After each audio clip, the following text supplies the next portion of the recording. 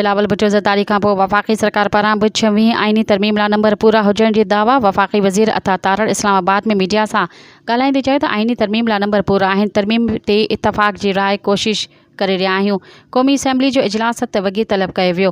अता तारड़ चयो त PTI वफ़द बानी चेयरमैन सां जेल में मुलाक़ात बि करे वरिती आहे। नंबर पूरा हुअण बावजूदि कोशिश कई वई आहे त मशावरती अमल खे न रोकियो वञे। असांजो फ़र्ज़ु आहे त आइनी तरमीम वारे मामले ते समूरियूं सियासी जमायतुनि खे एतमाद में वरितो वञे। आइनी तरमीम ते सियासी इतफ़ाक़ राय न हुअण सबबि सेनेट जो इजलास जो टाइम टियों भेरो तब्दील।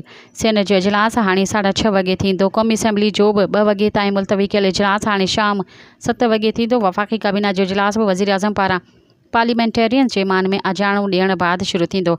सेनेटर इरफान सिद्दीकी चयो आहे त आइनी तरमीमुनि जो मसूदो तैयार आहे। वफ़ाक़ी काबीना जी मंज़ूरी बाद मसूदो सेनेट में पेश कयो वेंदो।